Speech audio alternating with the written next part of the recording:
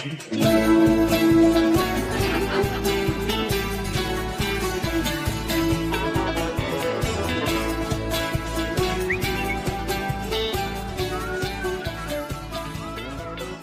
soir, j'étais tranquille chez moi avec mes 2 chats. Je regardais un film et puis j'entends gratter à ma porte. Je vais ouvrir et là, il y avait un chat. Il a miaulé un charabia, j'ai rien compris. Et je lui ai dit de rentrer chez lui, que sa famille allait s'inquiéter. Allez, va, pchit, pchit. Le lendemain, rebelote. Je regardais un film avec mes 2 chats et j'entends gratter à ma porte. C'était le même chat. Il a miaulé un truc, j'ai rien compris. Et je lui ai dit, rentre chez toi, tes maîtres t'attendent, ils vont s'inquiéter. Ben oui, quoi. Après tout, il y a peut-être une petite fille qui cherche son chat pour lui faire des caresses et qui ne le trouve pas. Et c'est triste. Allez, va, pchit, pchit. 3e soir, je regarde un film avec mes 2 chats et j'entends gratter à ma porte. J'ouvre. C'était le même chat. Cette fois, je l'ai fait entrer.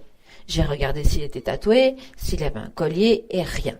Du coup, je lui ai donné mes croquettes et comme il faisait froid, je l'ai laissé dormir à la maison. Mes chats étaient un peu méfiants. Ils ne l'approchaient pas trop au début. Après tout, ce chat était un inconnu. Mais au fil de la soirée, les tensions se sont apaisées. Ils se sont miaulés des trucs, ils se sont compris, se sont rendus compte qu'ils étaient de la même race, et tout ce petit monde animal s'est trouvé un petit coin tranquille pour dormir. Le lendemain, toujours inquiète que ce chat manque à quelqu'un, j'ai posté des affiches dans le quartier. Trouver chat, pelage gris, yeux verts.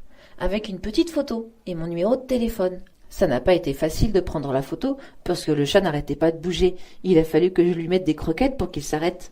Plusieurs jours passent et pas d'appel.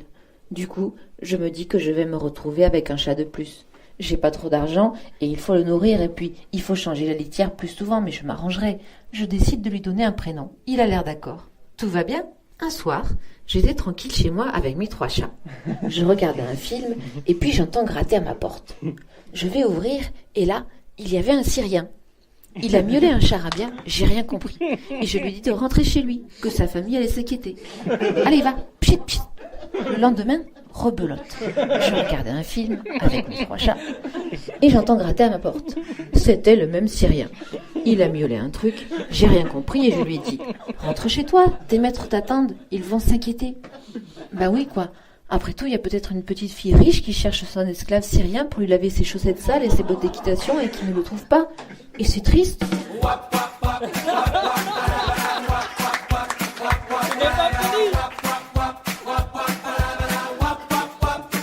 Je suis une connasse.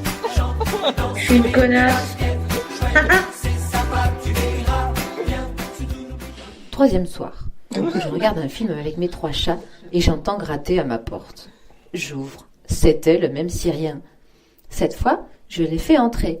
J'ai regardé s'il était tatoué, s'il avait un collier, des papiers et rien. Du coup, je lui ai donné des croquettes. Mais il n'a pas aimé. Alors, je lui ai fait des pâtes et il les a mangées. Comme il faisait froid, je l'ai laissé dormir à la maison. Au début, mes chats étaient un peu méfiants. Ils ne l'approchaient pas trop. Et moi, c'était pareil. J'étais un peu méfiante et je ne l'approchais pas trop non plus. Après tout, ce Syrien était un inconnu. Mais au fil de la soirée, les tensions se sont apaisées. J'ai arrêté mon film et j'ai mis la télé. J'ai mis du Hanouna parce que je me suis dit que ce serait le truc le plus facile à comprendre pour lui. On a échangé quelques regards et j'ai compris qu'il comprenait que cette émission n'était pas drôle du tout.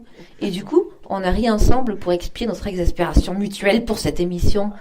Et on s'est rendu compte qu'on était de la même race. Et tout ce petit monde a trouvé sa place dans un coin tranquille pour dormir. Le lendemain, toujours inquiète que ce Syrien manque à quelqu'un, j'ai posté des affiches dans le quartier. Privé Syrien, peau mate, yeux verts. Avec une petite photo et mon numéro de téléphone. Ça n'a pas été facile de prendre en photo le Syrien parce qu'il arrêtait pas de bouger. Il a fallu que je lui mette le reste de mon repas de midi pour qu'il s'arrête. Plusieurs jours passent et pas d'appel. Je commence à me demander ce que je vais bien pouvoir faire. Le Syrien s'acclimate plutôt bien à son nouvel environnement, même s'il a un peu froid quand il sort. Mais il apprend des nouveaux mots. Je décide de lui donner un prénom. Il n'a pas l'air d'accord.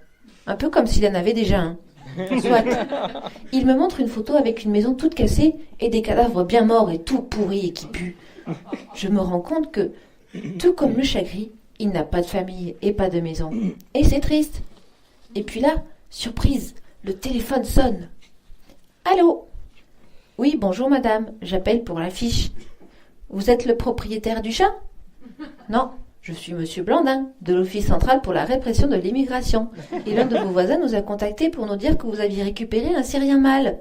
Vous êtes le propriétaire du Syrien? Oui, si on veut. Ah bon? Parce que moi j'avais compris qu'il n'avait plus rien du tout. Oh si, il a un billet d'avion. Un billet d'avion. Mais on ne peut pas habiter dans un billet d'avion.